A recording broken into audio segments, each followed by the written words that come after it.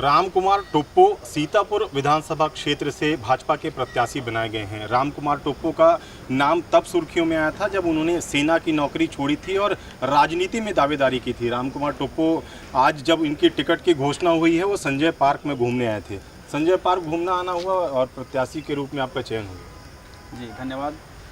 ऐसा नहीं है, पार्क में एक व्यक्तिगत भ्रमण की तरफ मैं आया था, लेकिन अचानक से घोषणा हुआ है, तो मैं भारतीय जनता पार्टी के शीर्ष नेतृत्व का बहुत बहुत धन्यवाद करता हूं कि मुझे ये मौका दिया। किस तरह की चुनौती देखते हैं सीतापुर विधानसभा क्षेत्र में? कांग्रेस का गढ़ माना जाता है, एक बार भी भाजपा को जीत नहीं मिली यहाँ से। चुनौती नहीं है इसलिए क्योंकि सीतापुर की जनता इस बार स्वयं चुनाव लड़ने का निर्णय लिया है और मुझे पत्र लिखकर उन्होंने बुलाया था, और आज यदि जनता का सम्मान पार्टी ने किया है तो मैं इसका विशेष धन्यवाद करता हूँ।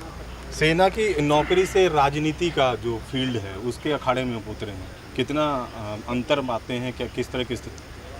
अंतर तो है, देखिए सेना में एक अलग ही दुनिया मानी जाती है और राजनीति एक अलग ही है।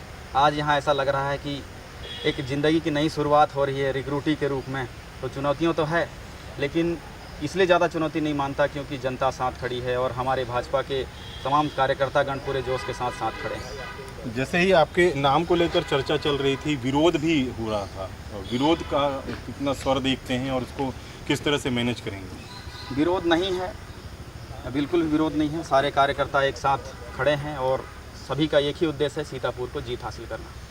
किस तरह के चुनावी मुद्दे हैं, क्योंकि 4 बार के विधायक आपके सामने होंगे, अमरजीत भगत राजनीति के बड़े खिलाड़ी माने जाते हैं। चुनावी मुद्दे के लिए निरंतर वहाँ की जनता से फीडबैक लेते हुए भारतीय जनता पार्टी अपना घोषणा पत्र तैयार कर रही है, हम उसी को लेकर ग्राउंड पे उतरेंगे। कौन कौन से ऐसे मुद्दे लगते हैं कि 4 बार के विधायक हैं, उस क्षेत्र में कौन कौन सी समस्याएं हैं जिनको लेकर लगता है कि जनता आपको चुनेगी? देखिए, मैं जिस दिन से आया राजनीति में तब से ही कहता हूँ कि बिजली पानी सड़क की लड़ाई 77 साल बाद भी ख़त्म नहीं हुई, और ख़ासकर सीतापुर में तो आज भी ऐसे गांव हैं जहां पे जाने के लिए रोड नहीं है, पानी के लिए लोग तरस रहे हैं, जबकि उसे प्रथम दृष्टि से पूरा किया जाना चाहिए। स्वास्थ्य व्यवस्था भी ठीक नहीं है। शिक्षा की तो ये समझ लीजिए कि जब 9वीं क्लास का में पहुंचता है बच्चा तो उसे का दोबारा पढ़ाया जा रहा है। ये परिस्थिति गंभीर है। तो ये जो तमाम जो राजनीतिक समीकरण हैं, किस तरह से लगता है कि फिट बैठेंगे आप, और जो नाम पर सहमति जताई गई है उसको लेकर क्या कहना चाहेंगे पार्टी? देखिए, पहले से ही किसी भी फील्ड में कोई नहीं रहता है। यदि आज मैं राजनीति में नया आया हूं तो मैं भी सीख जाऊंगा और प्रयास करूंगा कि एक सैनिक के रूप में यदि मैं ईमानदारी से देश की सेवा किया है, राजनीति में भी पूर्ण ईमानदारी से आगे बढ़ूंगा। तो ये माना जाए कि राजनीति के ऊपर देशभक्ति भारी रहेगी?